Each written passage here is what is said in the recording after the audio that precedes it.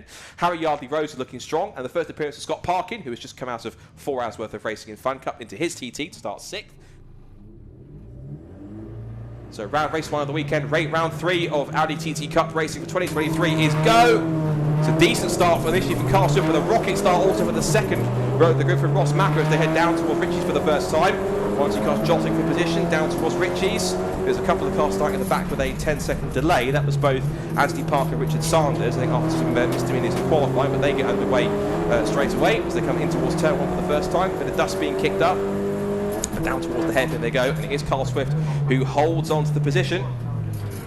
It looks as though he's going to try and hold on to try and extend that gap as much as he can. But if more sort of all drivers searching for some racing room exiting Wilson hairpin, but now as they come down towards the complex for the first time, towards Agostini. Should be quite an interesting affair, I wonder. So as they come down towards the hairpin again, it's still Swift that leads the way. Macker in second place, Edgecombe still third. See a bit further back, 888 cars involved in there. So there's Christopher Jackson in the car that makes that 2-1 car running a little bit wide. Michael will be possibly maybe Luke Handley in car 51, I think. Yes, it is. It's the all-red machine. So he makes his way down towards the Oggie's complex, and Ross Macker, of course, won one of the 2 races at Brands Hatch. He's looking to try and make a second win. Just to, of course, reiterate, this is a series, not a championship, so there's no points on offer here. It's simply just a series for its first season, getting it off the ground. I'm sure that as more and more cars come through, there'll be more grounds to make it a championship, hopefully as soon as even next year. It'll be good to see if it's possible. Down towards the complex for the first time at Brundle Nelson, and it is still, well, it's Ross Macker who now leads it. He's gone right round the outside and gone past Carl Swift into the complex at Brundle Nelson. Also in there too is Ryan Edgecombe, 4th place in there too as well. I think looks to be Harry Yardley-Rose in the silver car with the black bonnet. And make the way now out towards the right-hander Corin, this long right-hander. Then they hit the brakes, down and flick down a couple of the gears. It's either a manual or a DSG gearbox. Either way, they're just as fast as each other. Now as they come down the pit straight up to the end of lap number 1 for the Audi TTs, it is going to be a lead for Ross Macker. So Macker leads it then. It's then second place for Swift, Edgecombe 3rd, Yardley-Rose 4th, Forber in 5th position. Goes streaming through. It's still then Scott Parkin in 6th, Paul Maguire 7th, Patrick Booth 8th, Christopher Jackson 9th, and Luke Handley rounds out the top 10.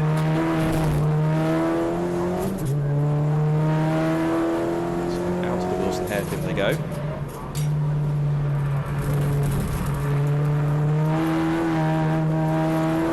Way up towards magazine hairpin again. Ross Macker trying to extend that lead as much as he can. Make their way through.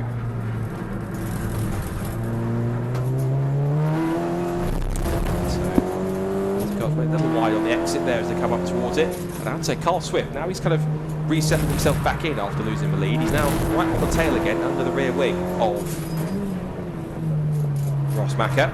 Ross Macker, very vastly experienced in front-wheel drives. He's done a little bit of city car racing, he's done MGs for a long time, he's done a little bit of C1 racing as well on top of that, so he's quite well versed in front-wheel drive. Now, having a new challenge in these Audi TTs. And I have to say that it's one of my favourite looking liveries, which is that kind of martini style tribute livery, the stripes down the middle and also down the side of the car too. Might be simple, but it's quite effective. It's a good looking car as well. Carl Swift has a little dart out to have to see if he can find any inroads to get back past the TT Ross Macker. I have to say, when you look at them on track, particularly with the rear wing, the front spurt, and how they will sit on their lower suspension and the wheels and everything in terms of once these cars are built with the entire kit, they look like proper little race cars, these Audi TTs. They're fantastic to look at. They're great in a straight line. They've looked at the great handling. I know that anyone that's driven one of these cars, the feedback's been given. They come out with a smile on their face and said they're absolutely fantastic to drive. So really good to see there's plenty of cars getting involved, and Carl Swift was having a look up the inside there. He just snuck up the inside and took a tighter line through the left-hander at Murray's, and it's lost a bit of momentum because he's now under threat from Ryan Edgecombe. Edgecombe in the slipstream as they come back past my commentary box position. Macker set the fast lap of the race, the first proper flying lap, but it then gets taken in quick succession by first Harry Yardley Rose, and then by Richard Forber round the outside which Edgecombe, but I think Swift might show him the edge of the road, no pun intended. There's a bollard in the road as well. Someone's knocked that as they went through the right-hander at Ritchie's. On to the third lap here at Snetterton. Up the inside looking there for fourth position there was Richard Forber in the red and yellow Durenza sponsored car, and that's now him trying to get past Harry Yardley Rose. There's the other 4G racing machine, the Patrick Booth. He's currently sat in 8th position. This little lead group, 5 of them together, 1.8 seconds comes to the top 5, and just in the background Harry Yardley Rose going defensive in the silver car, number 7, number 19. But under a threat is now round the outside, looks to the former Porsche racer Richard Forber, and a nice clean move round the outside from Richard. Double podium finish at Brown Tatch, took 2 third places, just off the podium at the moment. His next target might well be to get past Ryan Edgecombe, and Edgecombe was trying to keep up and put a move on Swift, but Swift has now managed to reel in, if that makes sense, Ross Macker once again. He might well try to make that move stick if he can, this time by, getting a bit closer. Not as close as he was to have a little peek into Rundle and Nelson, but he might well try and get into the toe here and get a bit closer. So there they go, down the back straight. Tell you what, 250 brake horsepower might not sound like a lot. When you've got a lightweight stripped down race car like this, they absolutely fly down the straights. They, as I say, very comparable in terms of pace in a straight line to the Fiesta STT40s, and they themselves are absolute rockets. So these things are absolutely just as quick as well, if not a tiny bit quicker. With further back in the order, it's Paul Bancroft going through. We've got also a couple more cars in here too. You've got the 3 nice almost sort of Audi Sport style livery here with the orange accents going through. That is car 58. That's Paul Hoggins, I think. Car 56. That is started 13th on the grid. Fast as that for Ross Macker, 212.987. The gap out to 1.5 seconds now. See this get battled towards the rear. This is between Hoggins, Anthony Park and Richard Sanders. It might be for 13, 14, 15. It's a good little battle nonetheless. Across the line they go, heading towards half distance now in this first Audi TT Cup Racing Series race of the weekend at Snetterton. A dive, here comes Anthony Park making a move on Hoggins. Hoggins doesn't fight it too much, and you see here now Sanders having to go the long way round the outside line because Hoggins made it not too easy. Slight hip and shoulder there for Paul Hoggins. That wasn't quite necessary, but just trying to get us back on the road. I'm not quite sure Hoggins realised he was that far enough alongside around the outside, in all fairness.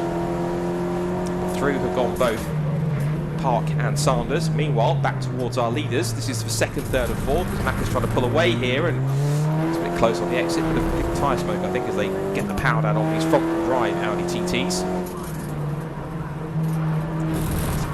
There is definitely an absolute tally, given the fact there's more than 40 build kits that have been sold for these cars. Forget that there's 16 here, there are absolutely more coming because they're in various states of build being finished. I'm certain by the time we get to the end of the season, we'll be into the 20s with these cars because there's so many more cars that are yet to be finished and sorted out. But they are in progress, they are on the way. This series will continue to grow and grow. It has that real potential to keep on getting larger and larger, and I'm certain within the next couple of seasons, even not as soon as possible next year, maybe even 2025 if not, will become a fully fledged championship. Eventually we'll crown our first ever TTCR champion, Audi TT Cup Racing champion, but for now its first full season, still very much in development, but having a great rate of development nonetheless. It's a 7th, 8th and 9th between 3 rather familiar names in Club Motorsport. Paul Maguire, who's got a former Mazda MX-5 and also BMW Compact Cup Masters champion, and he almost couldn't resist picking up one of these TTs. He's loved it ever since. And currently running in 7th place. Patrick Booth, of course, he's been plenty of experience his way with the likes of C1 City Cars and also MGs, and behind them Luke Handley, who has also got plenty of front-wheel drive experience. He's raced in sort of endurance series and a VW Golf. He's also raced in as well Civic Cup on top of that as well. He's got plenty of running with front-wheel drive, lots of front-wheel drive experience here. Well, Paul has lots of rear-wheel drive experience, but probably trying to drive it like a rear-wheel drive car, and I don't blame him. Someone's run wide on the exit there, and there's a battle developing here between this little group of cars. There's Scott Parkin in the 6 Darkside Developments car. Scott Parkin again having a very busy weekend for him. He's just finished the 4-hour Fun Cup race, and he's also straight back out is the Audi TTs. Of course, he's out in the Club Sport Trophy in the very same TT tomorrow afternoon. Possible change on the second here. Down the outside looks Ryan Edgecombe in the silver and pink machine, number 454. Trying to get the undercut here on Carl Swift. He went defensive, couldn't quite make that move stick. Good Ryan. He'll try and fight back here. All this is doing is allowing Ross Macker to pull away out in front and extend that gap. It was 1.9 seconds out in the lead. I'm certain it must be over 2 seconds by now. So they compress together, second, third and fourth. Let's see if Edgecombe's got something. He's still got 4.75 minutes to go. Still plenty, still some time to try and get through, but probably at least another 2 more laps, I think, for this one, because lap times are in the 2-minute 13s, 2-minute 14s for the front runners. So if you can get to the line, obviously before 2 minutes 13, which they will, 2 more laps, I think, in this race. Still side by side for second. Swift again looking for the inside line, which will give him the racing line and the proper run through Nelson to hold the line. He parks it right on the apex. It's frustrating Edgecombe a little bit, but he's entitled to do that. So chasing after his Forber. Meanwhile, further back, we've got Paul Maguire still scrapping past Luke Handley. The sideways there for Paul Maguire, all over the curve on the exit. This will give Luke Handley the chance to try and get through. Now Handley's got past Patrick Booth since we last saw him, so that's a move for him to get up to 8th place. This is for second, still with Carl Swift slightly all over the place, trying to hold on to the position. Edgecombe thumped the curve on the inside of Murray's. This will give him the opportunity to possibly have to defend from Richard Forber. Another new fastest lap of the race goes Ross Macker's way, 2:18.849. He's the only man lapping in the 2-minute 12s. Everyone else is 2:13s and above. Forber there kind of, he thought about going on the attack on Ryan Edgecombe and then had to kind of back out of it and lost a couple of car lengths, so it's quite odd. There's Paul Hoggins in the, I'll call the Audi Sport livery tribute, but with added fluorescent orange. So 3.25 minutes to go in this third race of the season for the Audi TT Cup Racing Series. And I think if anything, this series certainly is proving itself to be quite a looker on track, because these cars look the part, they sound the part, they sound like little mini touring cars, and they go like them as well. They're fantastic machines, and I really think that this is going to keep on growing and growing, this series, all the way through this year and continue through 2024 as well. They've got quite a calendar coming up. They've got Donington Park Grand Prix circuit in a few weeks' time, then they go to Knock Hill as part of the TCR UK weekend as well. They've got Cadwell Park as well, so they'll really get to test themselves with the twists and turns out in Lincolnshire. There's Croft. It's a wonderful fast flat circuit like Snetterton is, and they'll come back here at the end of the season to round off the 2023 campaign. And I'm certain, I'm almost certain, that we'll have a bigger grid than 15 cars, but the 15 cars we do have are all wonderfully put together. They all look the part, they all sound the part, and all these drivers being the early pioneers in the Audi TTs, and I'm certain that by the time we get to next season, they'll still stuck around, as Carl Swift was a bit wayward there. He almost thumped the curb on the inside. It was a bit lost momentum on the exit of the corner. He goes defensive on the inside line, trying to prevent Ryan from getting through, but he might have to give it up here. He tries to go around the outside, but he can't do it too much, and that's Richard Forber, who's, I don't know how he's got there, but you see that he's dropped right back, but he was behind Swift and Edgecombe. Now what looked like, I could see there was some dust that came up there, so I wonder if that's possibly he just outbraked himself and skipped across the entire section of grass and runoff there, and he just appeared right in front of second and third place when he was firmly in fourth. That's quite strange. So last lap of the race coming through, there's a black and white flag out for somebody, and that's going to be for 3 cars in fact, possibly for track limits. Let's look at what race controller saying. So yeah, 3 cars that could get in the track limits warning. It's 5:19 and 4:54. So that's Paul Maguire, Harry Yardley Rose, Ryan Edgecombe. So that's some of our front runners being warned for track limits, because we've got to be careful, otherwise they keep on transgressing. They will get a penalty. So up to second place has gone Ryan Edgecombe. Here's further back, we've got a few more cars battling. That was, I think, the 60 car going through, which was Julian Daniel. He's ahead of Paul Bancroft in his bright yellow Audi TT. And also trying to chase after them are Anthony Parker and Richard Sarnes. Back on for second. Carl Swift having a look, he's darting out, he's putting himself into Edgecombe's mirrors. Couldn't quite make that one stick. Let's see if he's got any chance here. Just, you see the spinning up the wheels on the exit just on the corner, because they are front wheel drive, so you have to really put the power down. Do sometimes spin the inside wheel a bit too much, and a bit of tyre smoke coming off as a result.